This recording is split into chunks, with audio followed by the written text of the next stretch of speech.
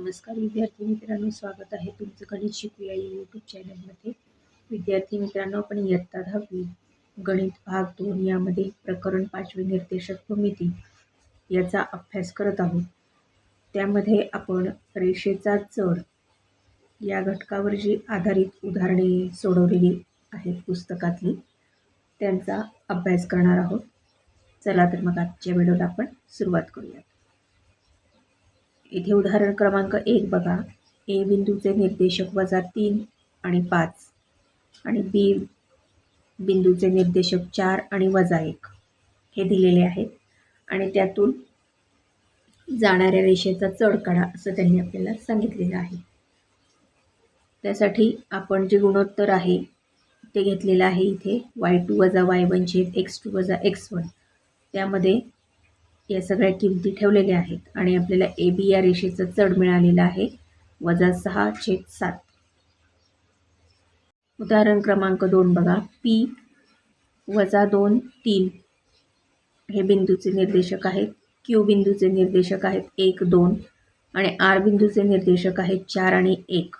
हे बिंदू एक रेषीय आहेत हे दाखवा असं त्यांनी सांगितलेलं आहे.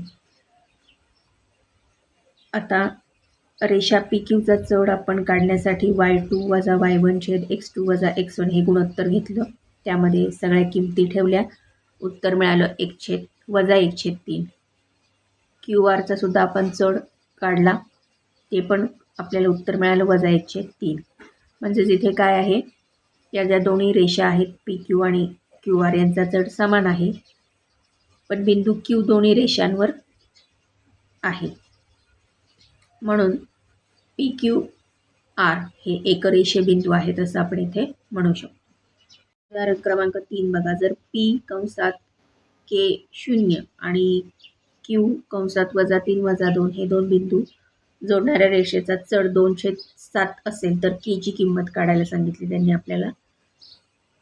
मग रेषेचा चढ काढण्यासाठी आपण काय केलेलं आहे, गुणोत्तरामध्ये किमती ठेवल्या आणि आपल्याला उत्तर मिळालं -2.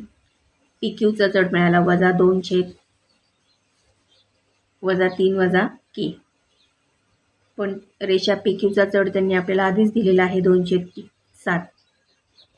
म्हणून मग आता ते आपण काय केलं, -2 छेद -3 K बरोबर 2/7 आणि हे उदाहरण सोडवल्यावर आपल्याला K बरोबर 4 इतकं उत्तर मिळालेलं आहे. K ची किंमत 4 आपल्याला मिळाली.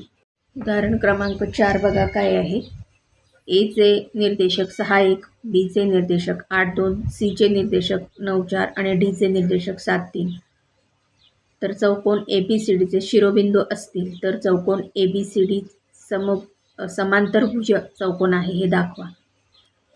आता रेषेचे चढाचं सूत्र किंवा गुणोत्तर तुम्हाला माहिती आहे, y2 - y1 छेद x2 - x1. त्यामध्ये या सगळ्या किमती ठेवल्या, त्यावरून आपल्याला विधान 1 2 3 आणि 4 हे मिळालेलं आहे. मग त्यावरून आपण रेषा ABचा चढ बरोबर रेषा CDचा चढ आहे असं म्हणू शकतो, कारण 1 आणि 3 वर्ण, कारण ते समान आहेत 1/2 आणि 1/2. तसंच रेषा BCचा चढ समांतर रेषा DAचा चढ आपण म्हणू शकतो, कारण 2 आणि 4 वरून, कारण ते पण समान आहेत 2 2. म्हणजेच इथे आपण काय म्हणू शकतो की चौकोनाच्या सम्मुखभुजांच्या जोडी परस्परांना समांतर आहेत, म्हणून हा जो चौकोन आहे ABCD तो काय आहे, समांतरभुज चौकोन आहे. तर सराव संच 5.3 यामधील उदाहरणे आपण अभ्यासूयात. हे आहे उदाहरण क्रमांक 1. इथे मी सगळी उदाहरणं तुम्हाला आता एक्सप्लेन नाही करत, कारण ती अगदी सोपी आहेत, तुम्ही ती सोडवू शकाल, म्हणून मी फक्त उदाहरणं तुम्हाला दाखवत आहे सोडवलेली कशी आहेत ती. हे आहे उदाहरण क्रमांक 2. 2 या प्रश्नामध्ये उपप्रश्न 6 आहेत एकूण.